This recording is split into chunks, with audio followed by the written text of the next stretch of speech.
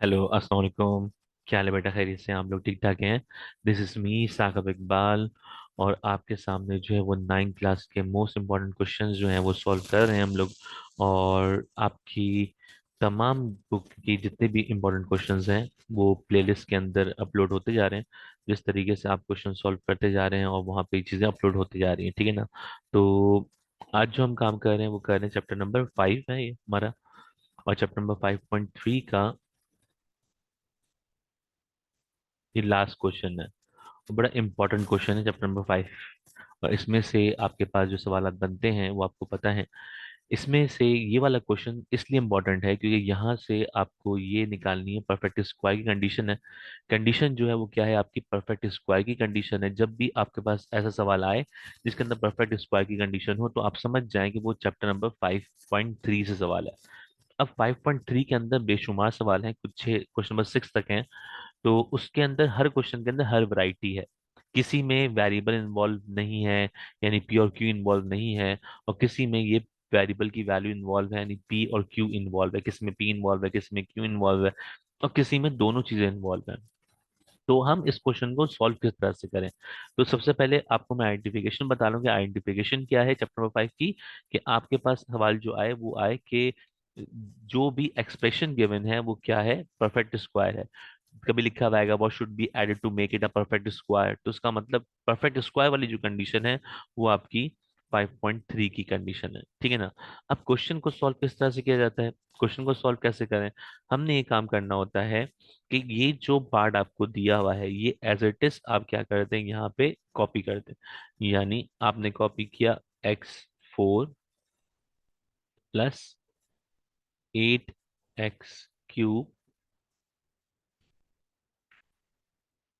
फिर +30x² +bx + q। ये आपने वैल्यू क्या कर दी? कॉपी कर दी, ठीक है ना? अब हम एक काम करते हैं, वो काम क्या करते हैं? यहाँ पे पहले तो मैं एक लाइन ड्रॉ कर दूं।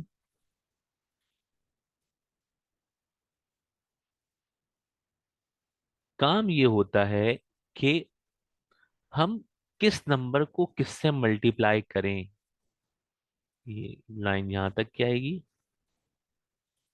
ठीक है ना? ये लाइन जो है वो यहाँ तक बनती है, इस पे नहीं आती, ठीक है ना?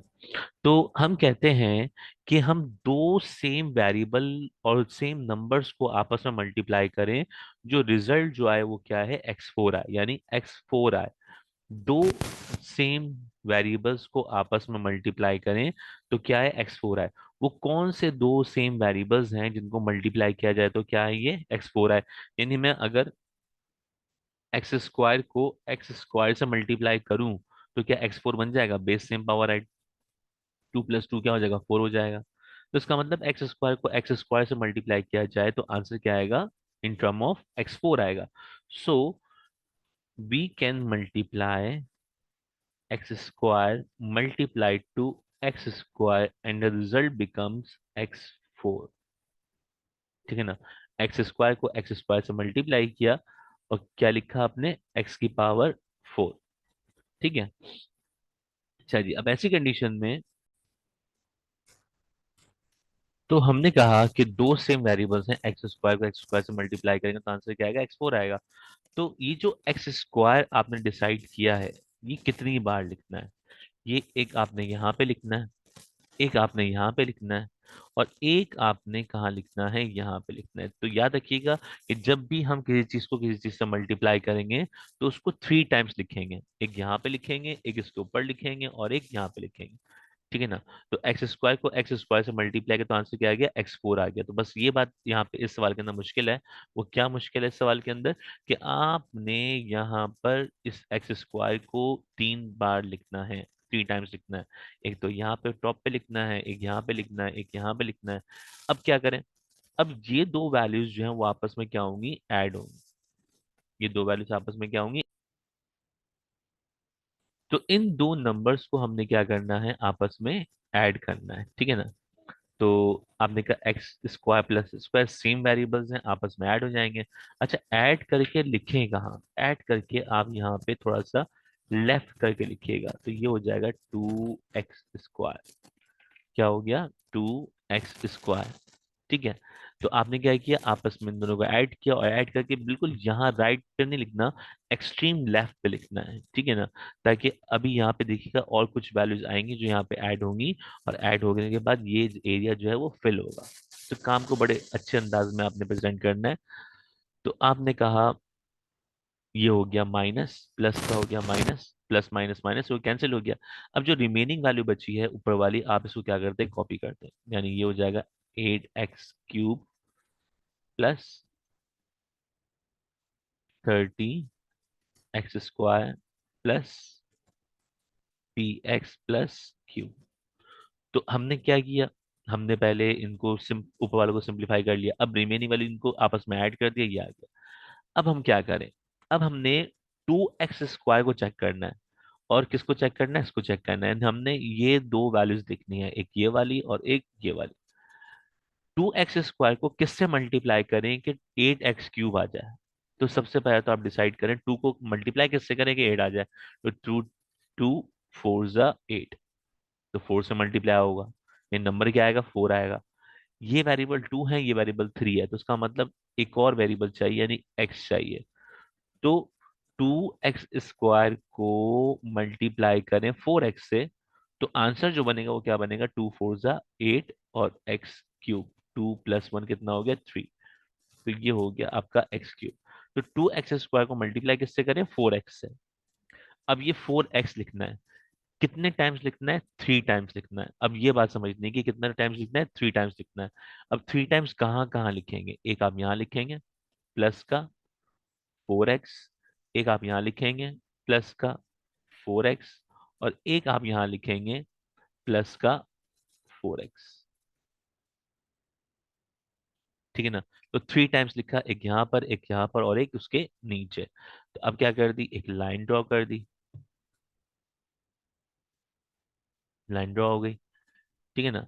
अब लाइन ड्रॉ होने के बाद हम क्या करें, अब हमने ये बात बोली थी कि ये इसको मैं मिटा देता हूँ क्योंकि इसका काम खत्म हो गया।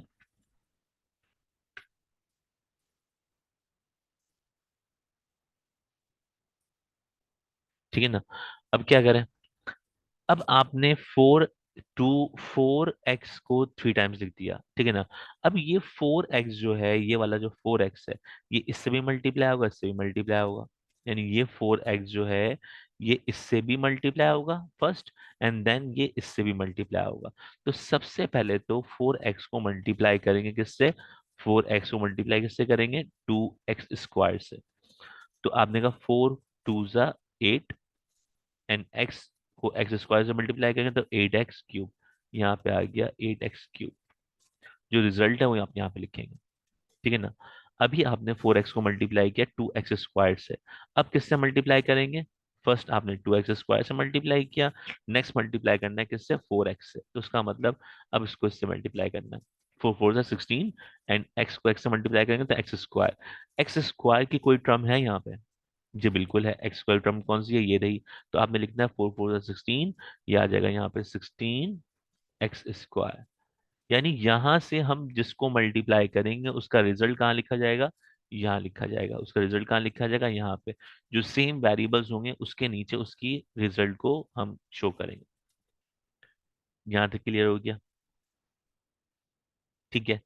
अब क्या करें, अब वही वाली बात कि ये माइनस हुआ, ये माइनस हुआ, ये प्लस का माइनस का कैंसिल, लेकिन ये प्लस माइनस का तो कैंसिल नहीं होगा, ये प्लस माइनस कैंसिल नहीं होगा। अब क्या करें, 30 में से 16 को माइनस कीजिए, 30 को 16 में से क्या कीजिए, माइनस कीजिए। तो 30 - 16 कितना बचेगा, 14 बन जाएगा। अब ये बन जाएगा आपका 14x², और ये वाला px आपका एज इट इज कॉपी हो गया, ये q भी आपका एज इट इज क्या हो गया, कॉपी हो गया। ठीक है। अब ये वाली बात, तो ये चीज तो कंप्लीट हो गई, इस चीज को भी कंप्लीट करना है। यानी 2x² ऐसे ही रहा, 2x² ऐसे ही रहा, 4 + 4 क्या हो गया, 8x हो गया। ठीक है। अब यहाँ पे अगेन क्या आ गई, लाइन। एक लाइन छोड़ने के बाद आप लाइन दिया कीजिए, क्योंकि आपको पता है कि यहाँ पर इसको मल्टीप्लाई करेंगे और उसका रिजल्ट जो है वो यहाँ पे लिखेंगे, तो यहाँ पे नीचे स्पेस होना चाहिए। ठीक है। अब क्या करना है, अब ये काम करना है कि हमने वही वाली बात कि ये देखना है और ये देखना है। 2x² को किससे मल्टीप्लाई करें कि 14x² आ जाए। ठीक है ना। तो एक्स तो बैलेंस है, x² तो बैलेंस है। 2 को किससे मल्टीप्लाई करें 14 आ जाए, 7 से। तो उसका मतलब ये जो 7 है बेटा, ये 7 कहाँ कहाँ आएगा, ये 7 यहाँ पर आएगा, ये 7 यहाँ पर आएगा, और ये 7 यहाँ पर आएगा। 3 जगह पे हम इस 7 को लिखा करते हैं। ठीक है ना। अब क्या करें, अब 7 को इन तीनों से क्या करें, मल्टीप्लाई। तो 7 जो मल्टीप्लाई होगा वो 2x² से भी होगा, 7 जो मल्टीप्लाई होगा वो 8x से भी होगा, 7 जो मल्टीप्लाई होगा वो 7 से भी होगा। तो 7 को जब 2x² से मल्टीप्लाई करेंगे तो क्या आ जाएगा, 14x²। ठीक है। फिर 7 को इससे मल्टीप्लाई करें 8 से, तो कितना हो जाएगा, 56। और ये x की टर्म आ जाएगी, तो x के नीचे x की टर्म लिखेंगे, इसका मतलब प्लस का 56x हो गया। ठीक है ना। अब 7 7 से क्या हो गया, 49। अब यहाँ पे कोई ये कांस्टेंट है, ये वेरिएबल तो है नहीं। ये x² वेरिएबल है, x वेरिएबल है, ये q के साथ कुछ लिखा हुआ है क्या, नहीं। q क्या है, कांस्टेंट टर्म है, तो इसका मतलब कांस्टेंट के नीचे कांस्टेंट लिखेंगे। 7 7 जा 49, ये 49 आपने यहाँ पे लिखा। ठीक है ना। तो x² के नीचे x² की टर्म, x के नीचे x की टर्म, कांस्टेंट के नीचे कांस्टेंट की टर्म। तो अब क्या करें आप, साइन अपोजिट, ये साइन अपोजिट हुई तो ये क्या हो गया आपका, कैंसिल हो गया। ठीक है। अब इन सबको भी सिंप्लीफाई करना है, इन सबको भी नीचे सिंप्लीफाई करना है, तो सिंप्लीफाई करते हैं। तो 2x² एज इट इज क्या हो जाएगा बेटा, कॉपी हो जाएगा। 8x जो है ये भी कॉपी हो गया। 7 + 7 क्या हो गया, 14 हो गया, ये भी कॉपी हो गया। अब यहाँ पे मुझे बताओ, क्या p में से 56 को माइनस कर सकते हैं, नहीं कर सकते ना। यहाँ पे कोई नंबर होता तो उसको माइनस कर देते। अब इसको लिखेंगे कैसे, लिखने का तरीका देखिएगा। जो ऊपर है वो पहले आ गया, माइन px आ गया। नीचे वाले का साइन चेंज हो चुका है, पहले प्लस था अब क्या हो गया माइनस, तो यहाँ पे माइनस लगा दिया। अब क्या लिखा हुआ है, 56x, तो आपने लिख दिया 56x। ठीक है। ये हो गई x की टर्म, ये हो गई x की टर्म। अब क्या करें, अब यहाँ पे दूसरी टर्म लिखें। दूसरी टर्म क्या है भाई, q और माइनस का 49, ये कांस्टेंट टर्म है। ये क्या है, कांस्टेंट टर्म। तो आपने वेरिएबल टर्म को वेरिएबल के साथ लिखा, कांस्टेंट टर्म को कांस्टेंट टर्म के साथ लिखा। ठीक है ना। अब ये जो रहा, ये आपस में अब सिंप्लीफाई नहीं हो सकता। अब किस तरीके से हम p और q की वैल्यू निकालें। ठीक है ना। तो हम यहाँ पे लिखेंगे, टू फाइंड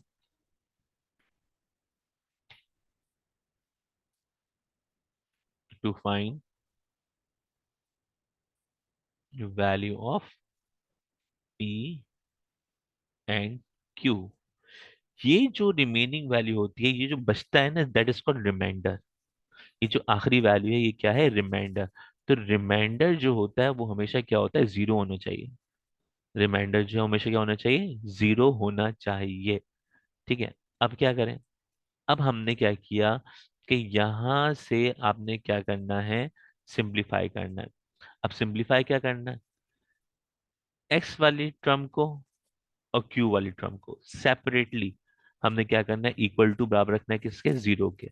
यानी p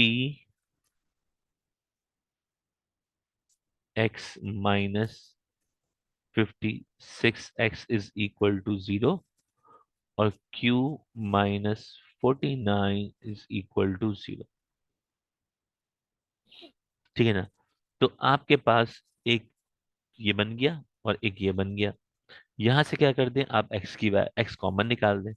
जब x कॉमन निकालेंगे तो बचेगा क्या, p माइनस 56 और इक्वल टू जीरो। तो x इससे पूरे से क्या हो रहा है, मल्टीप्लाई हो जाएगा, क्या हो जाएगा, डिवाइड हो जाएगा। तो जीरो डिवाइड बाय x क्या होगा, जीरो होगा। जीरो डिवाइड बाई एक्स क्या होगा, जीरो होगा। बचेगा क्या आपके पास, बचेगा p -56 equal to zero. So the value of p is equal to 56। ये माइनस का है, वहां जाएगा क्या हो गया, प्लस का। तो आपका बी का आंसर आ गया कितना, 56 आ गया। और ऐसे ही सेम टू सेम क्यू का आंसर आ जाएगा। कैसे? ये 49 है, वहां जाएगा क्या हो जाएगा, प्लस का 49। ये आ गया आपका आंसर। तो ये कंप्लीट क्वेश्चन हो गया आपका, जिसके अंदर आपने क्या करना है, क्या करना था, पी और क्यू की वैल्यू फाइंड आउट करनी थी, और पी और क्यू की वैल्यू हमने फाइंड आउट कर ली। होप सो कि आपको ये लेक्चर बहुत अच्छे से समझ में आया होगा। लेकिन फिर भी कोई आपकी क्वेरी हो तो आप लाजमी तौर पे जिस तरह से पहले कांटेक्ट किया करते थे कि हाँ भाई कोई आपको क्वेश्चन सॉल्व करवाना है, एक्स्ट्रा क्वेश्चन कुछ समझ में नहीं आ रहा, तो आप इस नंबर पे कांटेक्ट किया करते हैं। तो आप फिर जो है वो अगर कोई प्रॉब्लम हो तो इसी नंबर पे आप कांटेक्ट करें। और वीडियो को सब्सक्राइब लाजमी करें, क्योंकि न्यू वीडियो जो भी आती है, जो सब्सक्राइबर होते हैं उनको उसका नोटिफिकेशन आता है। ठीक है ना? और कोई भी कमेंट हो आप अपने कमेंट बॉक्स के अंदर उसका कमेंट दें। ठीक है? चलें, मिलते हैं फिर नेक्स्ट लेक्चर में। Thank you so much for watching, take care, अल्लाह हाफिज।